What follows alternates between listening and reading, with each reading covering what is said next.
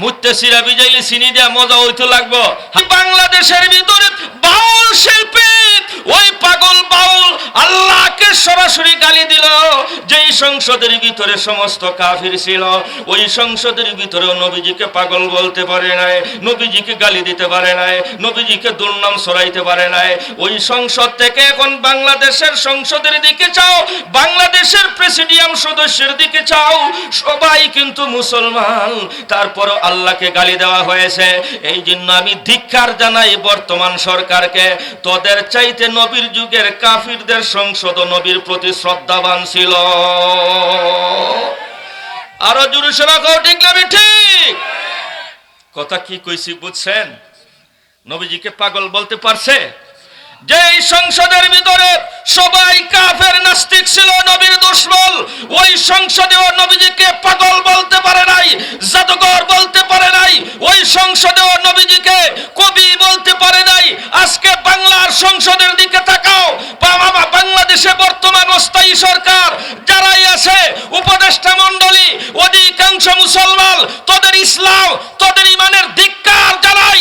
আল্লাহকে গালি দিয়েছে ওই বাউল শিল্পী এখনো জীবিত রয়েছে, তার রক্ত বাতাসের সাথে মিনিটের মধ্যে মিশিয়ে দেওয়া সমস্ত মুসলমানদের উপর ফরজ। আল্লাহরে গালি দিছে, তারপর জামাই আদর করে। কথা কও, কথা বলেন। নবীজিকে গালি দিতে পারে নাই কাফিররা, কাফির হয়েও নবীজির চরিত্রের উপর দাগ পালাইতে পারে নাই। কথা বলেন, ঠিক না ঠিক? তাইলে আমি বলবো, এই সংসদ বর্তমান যে উপদেষ্টা মণ্ডলী পরিষদ আছে, উপদেষ্টা মণ্ডলীর পরিষদ এবং আবু জাহাল, উতবা, সাইবা, আবু লাহাব, নবীর দুশমন কাফিরদের সংসদ কম্পায়ার করো, মুখোমুখি করো। তারা তো নবীজিকে গালি দিতে দেয় নাই, নবীজির চরিত্রের উপর কালেমা লিপ্ত করতে দেয় নাই, কিন্তু বর্তমানে আল্লাহর মুখ এবং হুগা সমান করে দিয়েছে। আল্লাহর মুখ, হুগা এই সমস্ত শব্দ বলেছে। যেই বাউল, ওই বাউলকে এই পর্যন্ত জামাই আদর করে রেখেছো। তোমাদের ইমানের চাইতে আবু জাহাল, আবু লাহাব নবীর প্রতি, আল্লাহর প্রতি বেশি শ্রদ্ধাবান ছিল।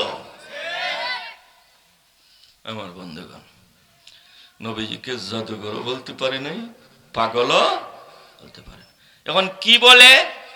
নবীর ইসলাম ধর্মের দাওয়াত কিভাবে আটকাবে? ওই সময় আবু লাহাবে কয়, হে মাননীয় স্পিকার, সভাপতি, তুমিও মনে হয় ভিতরে ভিতরে মুহাম্মদের ট্যাবলেট গিলো ফেলছো, তুমি তো তার পক্ষে কথা বলো। কথা কোন, ঠিক না ঠিক? আমরা কেউ বললাম পাগল, কেউ বললাম কবি, কেউ বললাম জাদুঘর, একটাও যেহেতু মানো না। তুমিও মনে হয় মুহাম্মদের ধর্ম গ্রহণ করছো, জুতার ফিটা একটাও মাটিতে পড়তো না। সিদ্ধান্ত দাও। এখন সিদ্ধান্ত দিছে, ঠিক আছে সিদ্ধান্ত দিমো, কিন্তু আমার একটা কথা তোরা শোন। সুবহানাল্লাহ কও। হে আবু জাহাল স্বরূপ, হে আবু লাহাব স্বরূপ, আল্লাহর কসম, সমস্ত দেবদেবীর কসম খাইয়া ঘোষণা দিলাম, যেহেতু সে কাফের, লাত উজ্জা সহ সমস্ত দেবতাকে মানে, 360 দেবদেবীর কসম খাইয়া ঘোষণা দিলাম। সে বলতেছে, যতই মুহাম্মদের বিরোধিতা করো না কেন, যতই মুহাম্মদের দাওয়াত ও তাবলীগের বিরোধিতা করো না কেন রে, আমি সাক্ষ্য দিলাম, আমি হয়তো মারা যাব, আমি বয়োবৃদ্ধ হয়ে গেছি, আমি বেশি দিন বাঁচতাম না, মারা যাব। আমি সাক্ষ্য দিতেছি যে শোনো, একদিন মুহাম্মদের ধর্ম তামাম পৃথিবীর মধ্যে প্রচারিত হবে। সাক্ষী দিলাম, একদিন। ধর্মের দাওয়াতের বিরোধিতা করে লাভ নাই, যত বিরোধিতা করবে আরো বাড়বো। বাড়ছে না কমছে? আরেকটু জোরে এখন, বাড়ছে না কমছে?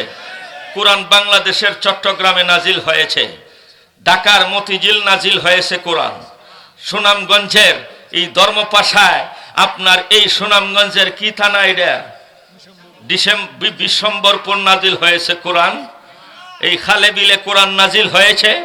কোরআন নাজিল হয়েছে মক্কা মদিনার পাহাড়ের গুহায়, পাহাড়ের চিপায় মরুভূমিতে। যেই কোরআন নাজিল হয়েছে, ওই কোরআনের লাইটিং ব্যবস্থা আজকে বিশ্বম্বরপুরের খালের পারে, বিলের পারে, নদীর পারে, ওই সুইজারল্যান্ড পর্যন্ত, আয়ারল্যান্ড পর্যন্ত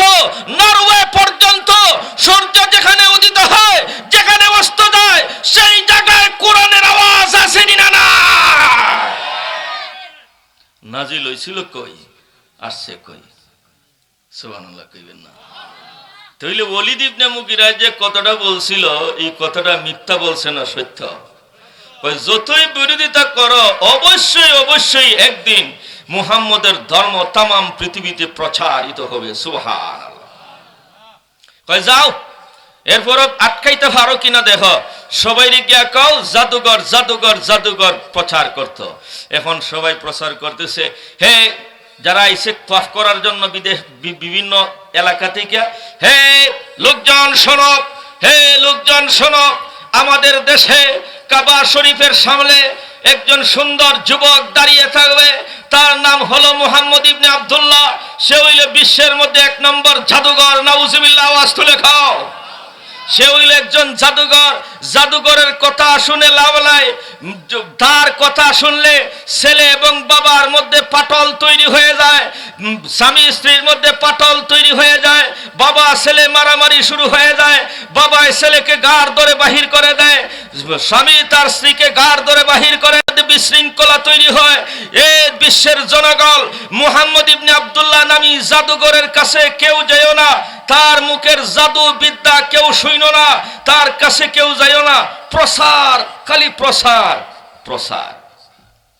একটা কথা হইল, প্রসারে কিন্তু লাভ হয়, মাথা না দেখি মানুষ উল্টা প্রচার করলেও এক পক্ষের কি হয়? কথা বলেন ঠিক না বেঠি? গালি দিলেও, গালি বাইরা লইলেও কিন্তু ব্যক্তি তো বাইরা লই যায়, কথা বুঝে না কেউ। যারা আসতেছে শত শত হাজার হাজার মানুষ, তারা কয় কিরে মাইকের সুঙ্গা দিয়া, আগে তো মাইক আসিল না, হাতে লইয়ে লইয়ে ঘোষণা দেয় এখানে একজন জাদুঘর আছে, জাদুঘর আছে। না জানি কত বড় জাদুঘর, তার কথা শুনলই পরিবারের মধ্যে বিশৃঙ্খলা তৈরি হয়। আচ্ছা ঠিক আছে, তার কথা শুনতাম না, কানের মধ্যে আঙ্গুল দিয়ে দেয়া যায়। আর কই ইঠানি ই লোকটানি মুহাম্মদ ইবনে আব্দুল্লাহ, একজন আর একজনকে জিগায়। এখন দেখে আল্লাহর রসুলের চেহারা এত সুন্দর, রসুলের চুল মুবারক এত সুন্দর, নবীজির গাল মুবারক এত সুন্দর, নবীজির ঠোঁট মুবারক এত সুন্দর, আর চিল্লায়ে কয় এত সুন্দর পরিপাটি মানুষ কোনোদিন জাদুঘর হতে পারে না। জাদুঘরের চুল ঠিক নাই, চেহারা ঠিক নাই, চেহারা বিকৃত থাকে, এই লোকটা কোনোদিন জাদুঘর হতে পারে না। আচ্ছা ঠিক আছে, এত সুন্দর যেহেতু, কি পরে শুনি, কি পরে শুনি। নবীজির যখন কোরআন তেলাওয়াত শুনে, তখন দেখা যায় সবাই মুসলমান। এত সুন্দর কথা, কোরআন যে পাঠ করে, নবীজির কোরআন পড়া শুই না, লা ইলাহা ইল্লাল্লাহু মুহাম্মাদুর রাসূলুল্লাহ পরে পরে দলে দলে দলে দলে মুসলমান হইতেছে। এখন তো বিরোধী দল ঠেকছে, কয় পয়সা এখন তো প্রচার কইরা আরো দিছি, এখন মানুষ আরো বেশি তার কাছে যায়, গিয়া কলিমা পড়ে মুসলমান হইতেছে শত শত। মাননীয় স্পিকার, আপনি কি বুদ্ধি দিলেন? আমরা তো এখন দেখা যাইতেছে তার দলের মানুষ দিন দিন বাড়তেছে, আজকে ওই যত মানুষ মুসলমান হইল, এখন স্পিকারে কয়, ওলীদ ইবনে মুগীরা কয়, কিরে মালাউনের বাচ্চারা, এই তোরারে কইছিলাম না যত বিরোধিতা করবে তোর বাবার ধর্ম আরো দিন দিন তেজস্বী হবে, এখন বিরোধিতা কইরা লাভ কি হইছে? আমি তো আগেই বলছি, এখন তোরা যেমনে পরশ গিয়ে আটকা, আমি গোলাত নাই। জোরে এখন ঠিক না ঠিক? আমি আগে কইছিলাম না বিরোধিতা কইরা লাভ নাই, এখন তারা কয় কথা তো ঠিক কই, সভাপতির দুইটা লাভ হইতো না, এখন আমরা ওই টেকছি। একজনে কয়, শিক্ষিত শিক্ষামন্ত্রী নজর ইবনে হারেস, বলেন শিক্ষামন্ত্রীর নাম কি তার? নজর ইবনে হারেস। এক কাফির, এ কয়, এই আবুল আহাব শোনো, আমার কাছে একটা বুদ্ধি আছে, আমি প্রতি মাসে একবার আমি যাই রোম দেশে, বর্তমান ইউরোপ ইতালি রোম দেশে আমি যাই, রোম দেশের নায়িকা দেখছি এরা গান গায়, বড় সুন্দরী সুন্দরী নায়িকা, এরা ড্যান্সি দেয় আর গান গায়। আমি দুইটা নায়িকা সেই দেশ থেকে বাড়া কইরা আমি মক্কার জমিন আইনে সারমো, যে সমস্ত যুবক পোলাপাল মুহাম্মদের তেলাওয়াত শুনে ওনার কাছে যায়, গিয়া মুসলমান হইতেছে, এর বিকল্প যে ধরনের যে ধরনের জিনিস ওই ধরনের তার প্রতিবাদ করতে হবে। চিল্লাইয়া মিছিল দিয়ে হইতো না। মুহাম্মদ যেহেতু সুর দিয়া প্রাঞ্জল সুরে প্রাঞ্জল ভাষায় কোরআনের আয়াত তেলাওয়াত করে, এখন এই তেলাওয়াতের মোকাবেলায় আরেকটা আওয়াজ ছাড়তে হবে, যেই আওয়াজে যুবক পোলাপান গান গায়িকার দিকে নায়িকার দিকে আকৃষ্ট হবে। ঠিক আছে, আমি বিরোধিতা মুহাম্মদের করব। রোম দেশ থেকে দুইজন সাদা চুলওয়ালা সাদা চেহারা বিশিষ্টা দুইজন নায়িকা কিনে আনছে, জোরে সোরে চিৎকার দিয়া কও নাউজুবিল্লাহ। আইনা মক্কার মধ্যে যেমন সারছে এই সিনাল বৈতল, এটা তো মক্কা ছিল না। এই ধরনের গান বাজনা মক্কার জমিনে ছিল না। এটাই আইসা যখন ওই রোম দেশ থেকে নাইসা নাইসা আইসা গান গাওয়া শুরু করছে, এখন পোলাপান যারা নবীজির তেলাওয়াত শুনতে এরা এইদিকে দাবিত হয়ে গেছে। চিৎকার দিয়ে কও নাউজুবিল্লাহ। এবার আপনারা বলুন, আল্লাহ নবীজির দাওয়াতের মিশনের বিরোধিতা করেছে, কোরআনের আওয়াজের বিরোধিতা করেছে। বর্তমানও আমাদের দেশে বাউল সরকারের গান আসেনি না নাই? বিভিন্ন যাত্রা গান আসেনি না নাই? মালজোড়া গান আসেনি না নাই? সিনেমা হলের গান আসেনি না নাই? আমার বন্ধুগণ শুনুন, বাউল সম্রাটের গান হোক না কেন, মালজোড়ার গান হোক না কেন, যাত্রা পালার গান হোক না কেন, নায়ক নায়িকার গান হোক না কেন, পৃথিবীর হিস্টোরি, আদিম হিস্টোরি হলো আল্লাহর কোরআনের বিরোধিতা, আল্লাহর কোরআনের আওয়াজের বিরোধিতা করা হয়েছিল এই বাউলদের গানের আওয়াজের মাধ্যমে।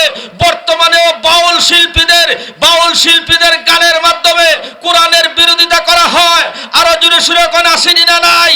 এই জন্য বাউল শিল্পীদের পক্ষ যারা সমর্থন করবে, আবু জাহাল, উতবা, সাইবা, নজর ইবনে হারিস যেভাবে আল্লাহর কোরআনের বিরোধিতা করছিল নায়িকার গান এবং ড্যান্সের মাধ্যমে, আমরা কি কোরআনের পক্ষে থাকতে চাই না বাউল শিল্পীদের দিকে যাইতে চাই? বাউল শিল্পীদেরকে লাত্তি দিতে তৈরি আসেনি না নাই?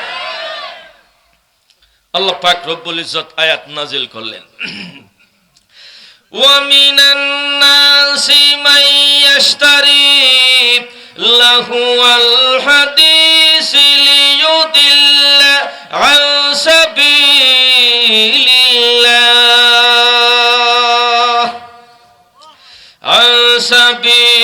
اللَّهِ بِغَيْرِ عِلْمٍ وَيَتَّخِذَهَا هُزُوًا أولئك لهم عذاب مهين।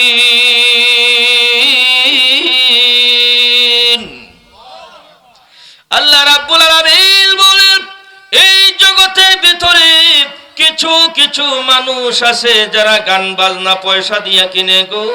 ও বাবাগণ, বন্ধুগণ, গান বাজনা, নায়িকাদের গান বাজনা আগে তো সিনেমা হলের ভিতরে হইতো গো, এখন তো সিনেমা হল যাইতে হয় না।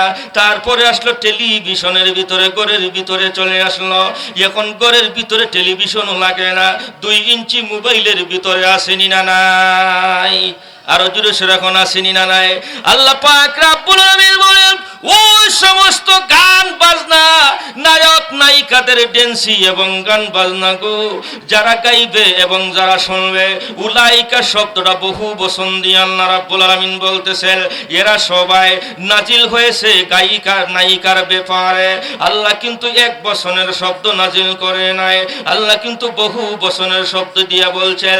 তার মানে হলো এই নায়ক নায়িকা, এই গায়ক গায়িকাদের গান, বাউল গান হোক না কেন, যাত্রা ফালার গান হোক না কেন, মালজোড়ার গান হোক না কেন, সিনেমা হলের গান হোক না কেন, যে কোনো ধরনের গান যারা শুনবে, গান যারা গাইবে, আল্লাহ পাক রব্বুল আলামিন বলেন, জাহান্নামের তলদেশে তাদের জন্য যন্ত্রণাদায়ক শাস্তি তৈরি করে রেখে দিয়েছি।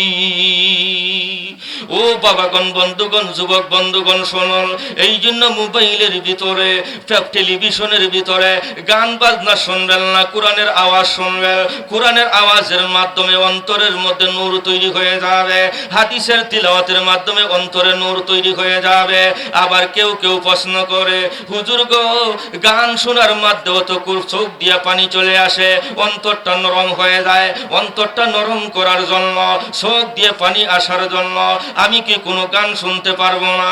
ও বাবাগণ, বন্ধুগণ শুনুন, গানের মাধ্যমে চোখ দিয়ে যখন পানি আসে গো, এটা কিন্তু জান্নাতের পানি নয়, এটা হলো জাহান্নামের পানি। একটু আওয়াজ দিয়ে বলেন এটা কিসের পানি? আর একটু বলেন এটা কিসের পানি? একটা উদাহরণ দিই, নাহলে বুঝতেন না। শোনেন, আমি এক জায়গার মধ্যে গেছি, মৌলভীবাজার ওয়াজ করে আইছি, তো এক জায়গার মধ্যে আপনারা সুনামগঞ্জের বাউল সম্রাট আসেনি, সুনামগঞ্জের কোনে বেজার হয়ে গেছেন, রোড বন্ধ, এই মোল্লা এদিকে যাইতে পারবেন না। বলে কি সেটা? কয় শুনেন, আমরা সম্রাটে কোনো একটা গান কইব, আর একটু দাঁড়ান, রাস্তা ক্লিয়ার হবে। আমার ড্রাইভার ছেলেটা কম বয়স আছে, কয় হুজুর ওয়াজ করে আর বাদ দেন, কণ্ঠ যেহেতু আল্লাহ দিছে, এই বিভাগটা লন, লক্ষ লক্ষ কোটি কোটি টাকারও মালিক হইবেন।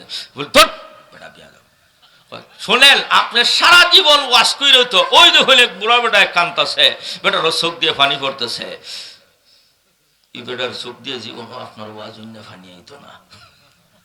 নাউজুবিল্লাহ কেউ কইবেন না, নাউজুবিল্লাহ কইবেন না। জল ডালিলে দ্বিগুণ জলে উপায় কি বলো না। কইছে এই কথাটা যেমনি কইছে, আর বুড়ো বেটা খান্দি দিছে।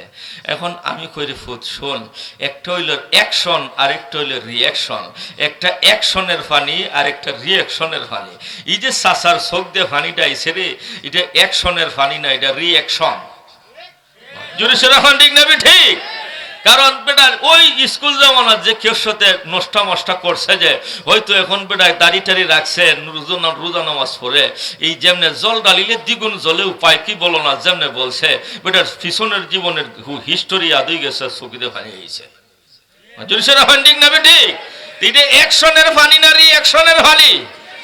বলেন, এটা অ্যাকশনের পানি না রিঅ্যাকশনের পানি? আমি আবার ড্রাইভার কম বয়সের ছেলেরে বুঝাইলাম, এখন আপনারা বুঝাই, গান শুনে যদি চোখ দিয়ে পানি আয়, এটা যে রিঅ্যাকশনের পানি, আমি কেমনে বুঝাই দাও? আপনারা বলেন, সিরা প্রস্রাব দিয়ে ভিজাইলে গলেনি না গলে না? কথা বলেন। প্রস্রাব দিয়ে সিরা ভিজাইলেও সিরা গলে, পানি দিয়ে সিরা ভিজাইলেও সিরা গলে, দুনো গলা দুনোটা সমান। কথা বলেন। এই জন্য গান শুনে যদি অন্তর গলে আর চোখ দিয়ে পানি আয়, এটা কিন্তু, আর আপনার ওয়াজ শুনে যদি পানি আয়, মুনাজাতের মধ্যে যদি চোখ দিয়ে পানি আয়, এই পানিটার দাম কতটুকু? আল্লাহর রাসূল বলেন, যে চোখ দিয়ে একটা ফোঁটা পানি আসবে, আইনুন বাকাত মিন খাশিয়াতিল্লাহ, আল্লাহ নবী বলেন, আল্লাহর আযাবের ভয়ে দুয়ার মধ্যে হাত তুললে যদি একটা ফোঁটা চোখের পানি আসে, ওই পানিটা জাহান্নামের আগুন নিবানোর জন্য যথেষ্ট। তাহলে এই পানি হইছে জান্নাতের পানি। ওয়াজ ওয়াইসা যে পানি আয়, এটা কের পানি? আর গান বাজনা শুনে যে পানি আয়, এটাও পানি আইছে, অন্তর গলছে, গলায় গলায় সমান না বেশ কম? মুত্যা সিরা ভিজাইলো সিরা গলে, পানি দিয়ে সিরা ভিজাইলো সিরা গলে, দুনোটা সমান? দুনোটা সমান হই না বেশ কম? একটা হইল হালাল আর একটা হইল হারাম। একটা হইল মুত্যা সিরা ভিজাইলে সিরা যদিও গলছে, হারাম না পাক, এরপরে পানি দিয়ে সিরা ভিজাইলে সিরা গলছে, এটা হারাম নয়, হালাল পবিত্র। ওয়াজ আইসা যে পানি আসবে, এই পানি হইছে জান্নাতের পানি, পবিত্র পানি। আর গাল শুইনা, সোনা বন্ধুর গাল শুইনা যে পানি আইছে, এটা হইল নাপাক জাহান্নামের পানি।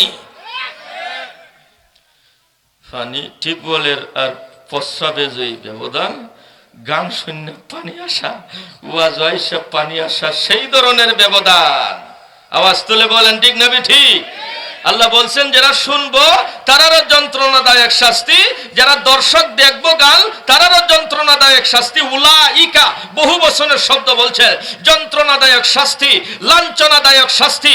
লাঞ্ছনামূলক শাস্তিটা কি হবে?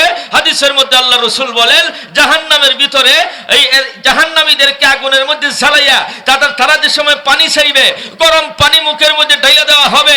ওই গরম পানিটা আত লত যা আছে সবকিছু জ্বালাইয়া পিছনের রাস্তা দিয়ে বাইরিব। গইলা যখন পিছনের রাস্তা দিয়ে বাইরিব, এই নারী বুড়ি সবকিছু দাস্ত হইয়া পিছনের রাস্তা দিয়ে বাইরিব। এটারে জোড়া লাগাইয়া আবার মুখ দিয়া যাইতে পারব। যেই জিনিসটা গইলা দাস্ত হইয়া পিছনের রাস্তা দিয়ে বাইরিছে, এটা যে সময় মুখ দিয়া যাইতে ফিরিস্তারা ঢুকাইব, এই সময় লাঞ্ছনা আসেনি না নাই? কথা কয় না? আমার বন্ধুগণ শুনুন, ওই বাউল শিল্পী এবং নায়ক নায়িকাদের গান বাজনার যারা শুনে গো, এবং নায়ক নায়িকা গায়ক গায়িকা এদেরকে আল্লাহ যন্ত্রণাদায়ক লাঞ্ছনামূলক শাস্তি দেবেন। গরম পানির মাধ্যমে যখন নারী বুড়ি যখন গলে বাকির হয়ে যাবে, এটাকে জোড়া দিয়ে আবার মুখের মুখ দিয়ে আবার পেটের ভিতরে ঢুকাইয়া দেওয়া হবে। চিৎকার দিয়ে বলেন নাউজুবিল্লাহ। আমার বন্ধুগণ, এই জন্য আমরা বাউল শিল্পী গানের আওয়াজ শুনতে রাজি নাই। কে কে রাজি আছেন দেখি হাত উঠান। ওয়াদা করি গান শুনবো, বাউল শিল্পীর গান শুনবো। হালাল না হারাম? মজা লাগে? মুত্তে সিরা বিজাইলি চিনি দিয়া মজা হইতে লাগবো। হালাল না হারাম? হালাল না হারাম? হারাম ছাড়তে রাজি আছিনি না নাই? আমার বন্ধুগণ, এরা কই হালাবাদী বনহাটি জামে মসজিদ এর উদ্যোগে আজকে মাহফিল। মসজিদের অনেক জরুরত আছে, তারা দিয়ে আয় না কিছু। একটা মসজিদের জরুরতের ব্যাপারে একটা কথা কইতে হয়, সময় তো গেছি গা। এখন একটা কথা শুনবেন নি আপনারা 2টা মিনিট? কে কে রাজি আছেন দেখি? দেখি রাজি আছি? গরিব কেউ লাকড়ি কাটে, লাকড়ি কাটতে গেছে জঙ্গলে, তার সাথে আছিল 2টা রুটি। রুটি খাইতে বইছে, জঙ্গলের লাকড়ি পাইতেছে না, খুব গরিব মানুষ, সন্ধ্যা হয়ে গেছে। আর একটা পাখি উড়াল দিয়ে আইছে, খুব ক্ষুধার্ত, ঠা ঠা করতেছে। ই গরিবে মনে করছে মনে হয় ক্ষুধা বেশি, একটা রুটির টুকরা ছিঁড়া ফাঁকিডারে দিছে। সুবহানাল্লাহ। ফাঁকিডায় কিছু নিজে খাইয়া 2টা টুকরা 2 ছঙ্গল দেয়া লইছে পায়ের মধ্যে। ফাঁকির পায়ের মধ্যে কত মোটা, 2 কেজি জায়গা হইব না, ছোট ছোট 2 টুকরা লইয়া ফাঁকির ঠা ঠা করতেছে। সোজা যাইতো, একবার সোজা উড়াল দিয়ে আয়, আবার এই গরিব মানুষটার মাথার উপরে আয়, আবার সামনের দিকে যায়, আবার ঘুরে আয়। মানে বুঝাইতেছে তুই আমার সাথে আয়। বলেন কি কইতেছে? মুখে তো বাসা নাই, উড়াল দিয়ে যায়, আবার ঠাটা করে তার মাথার উপরে আসে, আবার সামনে দিয়ে যায়, বুঝাইতেছে তুই আমার সাথে আয়। এ করে পাখি কেন ঘুরে ঘুরে আমার মেসেজ দিয়ে যে বলি যাই চাই, সামনের দিকে যেছে ফাঁকির পিছনে পিছনে একটু দূরে গিয়া একটা বড় গর্তের পারে পাখিটা বসছে। বসিয়া দেখে এই পাখির আওয়াজ শুনে ছোট্ট একটা গর্তের ভিতর থেকে আরেকটা পাখি বাইরিয়া আসছে, যে পাখির 2টা চোখ নাই। সুবহান, দুরুবা জুড়ে সুরে কোন সুবহান। 2টা চোখ নাই যখন দেখছে, এই 2টা টুকরা ছোট টুকরা এই পাখিটার মুখ দিছে। এই সময় লোকটা কান্দা দিছে, আল্লাহ আল্লাহ, এই অবশ পাখির এত জ্ঞান, নিজে একটু খাইয়া তার আরেক ভাই 2টা চোখ নাই, তাকে আইনা দিতেছে। আল্লাহ তুমি ওইটার রিজিক আল্লাহ তুমি রেখে দিছ, হে রুজি কইরা আইনা দেয় আর হে খায়। আল্লাহ আমারও তো 5টা বাচ্চা কাচ্চা আছে, আল্লাহ যদি তুমি অন্ধ নাই ফাকিরে তুমি খাওয়াইতে পারো, তো আমার বাচ্চা কাচ্চার রিজিক তোমার দরবার মাতুন না কেন আসেনি না নাই?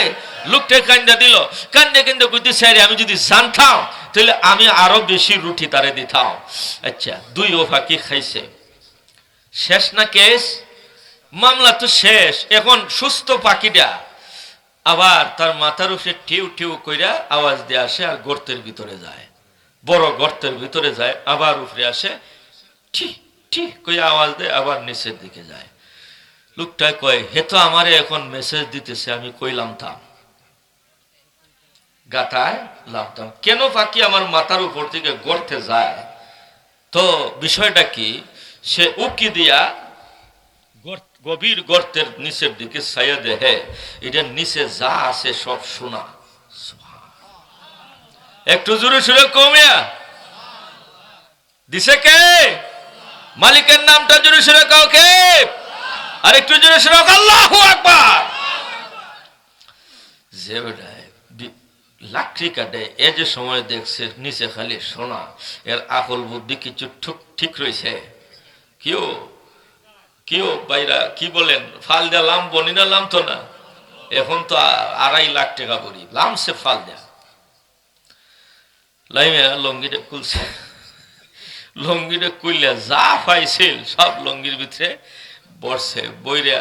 তার যে লাকড়ি বান্ধার যে রসি টসি আছিল এগুলা যে গাঠটি বাঁধছে, এখন ল্যাম্পটা তো সব দেখা যায়। এখন করতো কি, দায় দেয় গাছের ফাতা সাতা কাটিয়া কোন রকম একটা আন্ডারহ্যান্ড বানাইছে আডো পর্যন্ত ভাতা চাইতে ডাইকিয়া বুঝা লইছে, রাত বাজে 12টা, বউ কয় আজকে যে মালিকে কিচ্ছু আনলো না, আজকে তো বাচ্চা কাচ্চা উপবাস, লাকড়ি বিক্রি করে কোনো চাউল টাল কোনো আটা কিচ্ছু আনে নাই, আমার তো আজকে বাচ্চা মরবো। বেডি রাত বাজে একটা, দরজার মধ্যে ডাক দিছে, ওই তরকল, ওই আয় আজকো, বাচ্চারা খায় খাওয়ার নাই করে আজকে তোর এত রাত কোথায় গে, আমি তো কই মরেই গেছিস, আয় আজকো, দর করলে দেখ তোর বাহির করতে 14 গোষ্ঠীও দেখছে না কি লইছি, দর কল, দর বেটে খুলছে, এ তার মাথার উপর থেকে এই ইগুলা কি লেংটা স্যাংটা এই পাতা দিয়া লজ্জাস্থান বুঝাইছে, কইস না লঙ্গির ভিতরে কি খুললে দেখ, লঙ্গির গাঠে খুললে দেখে সব শোনা, কয় কোন বাসার বাড়ি থেকে ডাকাতি করছো, কথা কইস না, ডাকাতি না, আল্লাহ আমাকে দিয়েছে, আল্লাহু আকবার খাও। আমার বন্ধুগণ শুনুন, নিজের মুখের আধার থেকে একটা রুটির কোনা যখন ক্ষুধার্ত পাখিকে খাওয়াইয়া দিয়েছে, আল্লাহ খুশি হলেন, এত বেশি খুশি হলেন গো, ওই সোনার গর্তের মধ্যে স্বর্ণ রয়েছে, আল্লাহ সন্ধান দিয়ে দিলেন। ও বাবাগণ বন্ধুগণ, আল্লাহ যদি চায়, আপনি গরিব মানুষ, আল্লাহ যদি চায় মুহূর্তে ধনী বানানোর ক্ষমতা আসেনি না নাই? ফকির একটা ফাকিরে খাওয়াইছে, আল্লাহর ঘর মসজিদে দিলে আল্লাহ ধনী বানানোর ক্ষমতা আসেনি না নাই? কি আছেন ভাই 5 মণ দান দিবা, দানের কথাটা ইয়াদ হইছে কেন? আপনার আশেপাশে দান বেশি, দানের এলাকা, 5টা মণ দান কে দিবেন বলেন? আল্লাহর ঘর মসজিদ